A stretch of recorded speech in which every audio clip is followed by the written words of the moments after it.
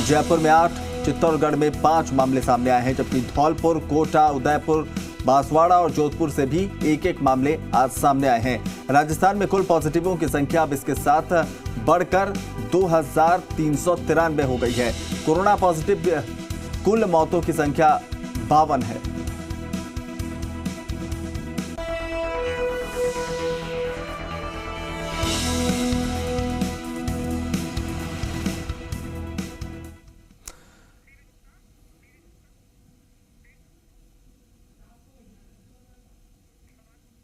चलिए, तो आज राजस्थान में किस तरह के हालात हैं और किस तरह सरकार लगातार कोरोना के खिलाफ लड़ाई में अपना योगदान दे रही है, किस तरह से नए नए कदम उठाए जा रहे हैं, इस पर बातचीत के लिए मुख्य सचिव डीबी गुप्ता हमारे साथ हैं। डीबी गुप्ता साहब, स्वागत है आपका जी राजस्थान में।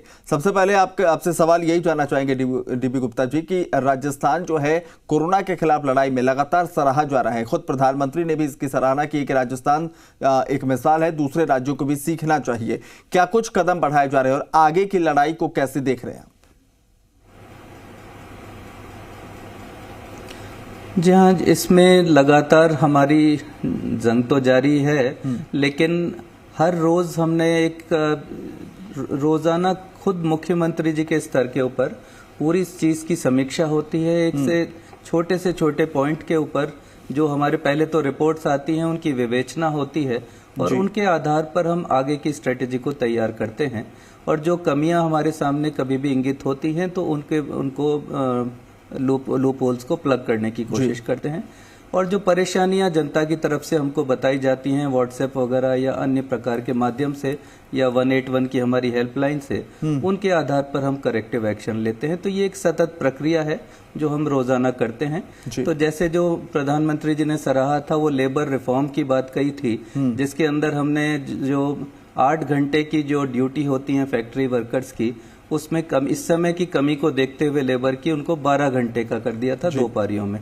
और भी हमने किए हैं कि जैसे सोशल डिस्टेंसिंग को बरकरार रखने के लिए दुकानों की जो खुलने का समय है उनमें पूरी तरह से ढील दे रखी है, ताकि वो खाली एक बहुत छोटे समय के लिए खोलता है तो भीड़ आती है। अगर उसको दुकान खुली हुई मिलती है व्यक्ति को तो वो स्टैगर करके आते हैं। तो इस तरह की छोटी छोटी चीजें हैं जो कि एक बड़ा असर डालती हैं। वो हमारी कोशिश लगातार है। और इस समय कुछ हद तक जो प्रवासी श्रमिक बहुत दिनों से बैठे थे, उनकी समस्या का भी कुछ समाधान अभी हुआ है। और जो कैंपों में, क्वारंटाइन कैंप्स में बैठे थे, भारत सरकार की सहमति और दोनों राज्यों की जिसके भी वो हैं और राजस्थान, उनके हमने आपस में सहमति के साथ, क्योंकि वो ऑलरेडी क्वारंटाइन थे, ऑलरेडी 21 से 25 दिन के बीच में वो कैंपों में बैठे हुए थे और किसी प्रकार का कोई लक्षण नहीं था, फिर भी हमने अंतिम चेकिंग करके मेडिकली और उनको बसों की प्रॉपर व्यवस्था करके और कम लोगों को ले जाके और दूसरे सरकार को सौंपा है। और ये बहुत सक्सेसफुली हमारा ये मॉडल चल रहा है। और मध्य प्रदेश के हजारों लोग जा चुके हैं, उनके सब आ चुके हैं। यही गुजरात के बाबत है। हरियाणा आज और कल में खत्म हो जाएगा और यूपी परसों से हम शुरू करेंगे। इसके बाद लगभग श्रमिक जो हमारे कैंपों में बचे थे वो उनका अपने अपने राज्यों में आना जाना हो जाएगा। डीबी गुप्ता साहब, हर दिन बैठकें हो रही हैं, तमाम अधिकारी उसमें मौजूद रहते हैं। हम जानना चाहते हैं कि हर दिन हालातों की जानकारी ली जाती है, समीक्षा होती है, उसके बाद फॉरवर्ड प्लानिंग जो है वो किस तरह से होती है कि अब आगे क्या कुछ कदम उठाना है, किन बातों को सबसे ज्यादा मद्देनजर रखा जाता है? ये उस दिन के फीडबैक और हम लोग प्रैक्टिकली थोड़े थोड़े कलेक्टर से तो बात रोजाना करते हैं लेकिन हर 2 दिन छोड़ के 1 दिन तो हम उनके साथ वीसी कर लेते हैं और उसके अंदर उनको क्या समस्याओं का सामना करना पड़ रहा है या पब्लिक की क्या समस्याएं हमारे सामने रिपोर्ट हो रही हैं वो उनको बता करके उनके बारे में पूछा जाता है। अब इसके अंदर जहां तक कुछ हमारे पास शिकायतें 2 चीज की जनरली रहती हैं। नंबर 1 तो पहले तो श्रमिकों की थी, जिसका तो अब काफी बड़ा समाधान हो जाएगा, हो चुका है लगभग।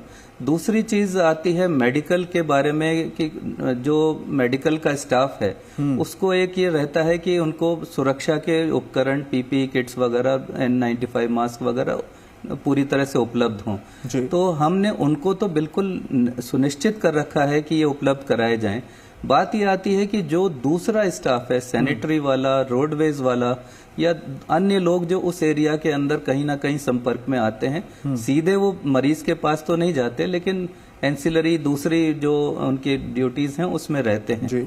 अब वो भी पीपीई किट की मांग करते हैं, तो हम जो भी आईसीएमआर का प्रोटोकॉल है कि किन किन को किट उपलब्ध कराना चाहिए, उनको हम समझाते हैं कि आपको किट की जरूरत नहीं है, मास्क की जरूरत है। तो उस तरह से कई चीजें ये साइकोलॉजिकल होती हैं। धीरे धीरे टाइम बीतता जा रहा है, लोगों का धैर्य का भी एक इसमें जो है टेस्ट हो रहा है, और जल्दी पेशेंस खोने की खबरें भी आती हैं। कई बार आपस में ही प्रशासन में ही दो गुट लड़ लेते हैं, कभी पब्लिक के साथ झड़प हो जाती है, लेकिन ये एबरेशंस हैं और हम उनको समझा बुझा के ठंडा करते हैं। लेकिन जो हमारे पास इंडस्ट्रीज की समस्या आ रही, क्योंकि जो नई चीजें आ रही हैं वो है कि जब इंडस्ट्री को लॉकडाउन से काफी हद तक गांव में तो पूरी तरह से और बाकी जगह पर कुछ हद तक मुक्त किया गया 20 अप्रैल से, तो अब वो कागजों पे तो हमारे पास ढेरों इंडस्ट्रीज खुल गई हैं, लेकिन लेबर की कमी उनको खल रही है। अब लेबर जो है वहां पर कई इंडस्ट्रीज के पास जगह नहीं है कि हम उनको वहां ठहरा सकें कैंपस में। दूसरी बात है लेबर इधर उधर चली गई है, उनको कैसे लेकर के आए। तीसरी बात यह सोशल डिस्टेंसिंग करनी है, तो अब पुरानी लेबर उतनी मात्रा में नहीं हो सकती, तो उसको कुछ कम हद तक यूज करना है। तो उस तरह के रोटेशन बनाना और उसमें उनकी मदद करना, एक बारगी उनको जहां से लाने में मदद करना, ये सब चीजों पे विचार विमर्श इस तरह से निरंतर चलता है और हम उस तरह की रिलैक्सेशंस फर्दर देते रहते हैं।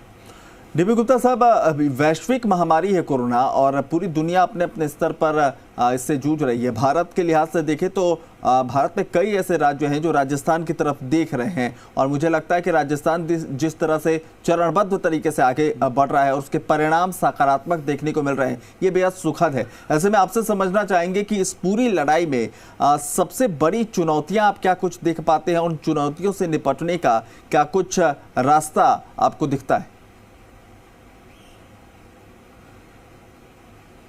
जी हाँ, मतलब जब कठिनाई होती है तो उसमें सिल्वर लाइनिंग भी ढूंढी जाती है और वही हमारी रही, चाहे वो भीलवाड़ा का हमारा एक्सपीरियंस रहा हो, जिसके अंदर जो हमने इनिशियल ट्रीटमेंट वाली पॉलिसी, कंटेनमेंट वाली पॉलिसी, लोगों को होम क्वारंटाइन करने वाली पॉलिसी, जो कि उस समय नॉर्म नहीं था, हम समय से आगे चले। इनफैक्ट हम लॉकडाउन में भी कंट्री में जब हुआ उससे पहले हमने लॉकडाउन राजस्थान में किया, तो ये भी इसमें भी हमने लीड ली थी। बाद में जो ट्रीटमेंट वाला जो प्रोटोकॉल रहा है, जो एसएमएस में हमारे एक एक्सपर्ट डॉक्टर्स का ग्रुप बनाया हुआ है हमने, वो निरंतर हमें सलाह देते हैं कि इस समय लेटेस्ट रिसर्च कहाँ पर क्या आ रही है और हम उसके आधार पर आईसीएमआर के लोगों से बात करके डॉक्टर से इसमें आगे बढ़ रहे हैं। तो ये मेडिकल फ्रंट पे चलता है और बाकी जो लेबर रिफॉर्म्स की बात है, पब्लिक को सुविधाएं देने की बात है, श्रमिकों को किस तरह से मोटिवेट किया जाए उसकी बात है, या एग्रीकल्चर में हमारे इतना बड़ी सफलता हमको नरेगा में लगी है कि जो जीरो लेबर हो गई थी, हमारे 20 तारीख को अनुमत करने के बाद से आज 9वां दिन है और हमारी लेबर ऑलरेडी 10 लाख पार कर गई है। तो 10 लाख लोगों को अब रोजगार मिल जाएगा, तो ना उनके पलायन की समस्या रहेगी और उनको भी एक मानसिक शांति रहेगी और उनके पास में परचेजिंग पावर आएगी। तो ये परचेजिंग पावर पब्लिक को देना बहुत आवश्यक है, ताकि वो रोटेट होगी और मल्टीप्लायर इफेक्ट की तरह से हमारी इकोनॉमी में काम करेगी।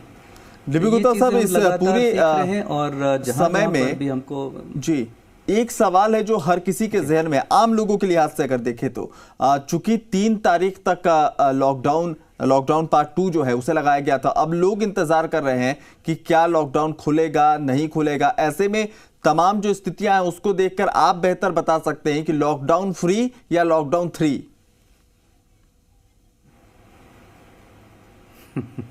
मैं भविष्यवक्ता तो नहीं हूँ जी। ये डिसीजन तो बाय एंड लार्ज तो सेंटर के लेवल पे सबका फीडबैक लेके राज्यों से होगा और वही करना भी चाहिए।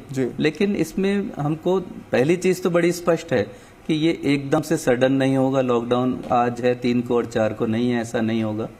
स्टेजेस में खुलेगा, लगभग निश्चित है। वो स्टेजेस क्या हों, बस अब अहम प्रश्न ये है जी। एक ये है कि हम गांव से शहर की तरफ, गांव से गांव में जहां पर पूरी तरह से अभी तक कोरोना मुक्त है, तो हम गांव से गांव का खोल दें आवागमन। दूसरा यह है कि जो ग्रीन जोन से ग्रीन जोन का हम चाहे शहर हो चाहे गांव हो उसके ग्रीन जोन्स को थोड़ा सा खोल दें जी। तीसरा ये हो सकता है कि हम फैक्ट्रियों में फर्दर छूट दे दें। ऑफिसेस के अंदर जो अभी हम खाली सीनियर ऑफिसर्स को बुला रहे हैं जहां पर बहुत काम जनरेट नहीं हो पा रहा, तो हम स्टाफ को भी परमिशन दे दें। लेकिन ये सब बहुत धीरे धीरे करना होगा जिससे लोगों में डर भी नहीं आए, उनका एक्सपोजर भी एकदम से मतलब जब आगे बढ़े और भीड़ एक साथ दिखने नहीं लगे जी। और साइकोलॉजिकल रूप में भी वो अपने को तैयार करते हुए यहाँ पर अपने कार्यस्थल पे आ सकें, उस तरह से इसको करना होगा। तो मैं समझता हूँ ये मई का महीना इसी तैयारी में निकलेगा। चलिए, बहुत बहुत शुक्रिया डीबी गुप्ता साहब, आपने हमें वक्त दिया और बहुत बेहतर तरीके से आपने पूरी स्थितियों को बताया। और हम उम्मीद करते हैं कि जिस तरीके से लगातार कार्य योजनाएं बनाई गई हैं, कोशिशें हो रही हैं, राजस्थान को कोरोना के खिलाफ इस जंग में जीत सबसे पहले मिलेगी। बहुत बहुत शुक्रिया।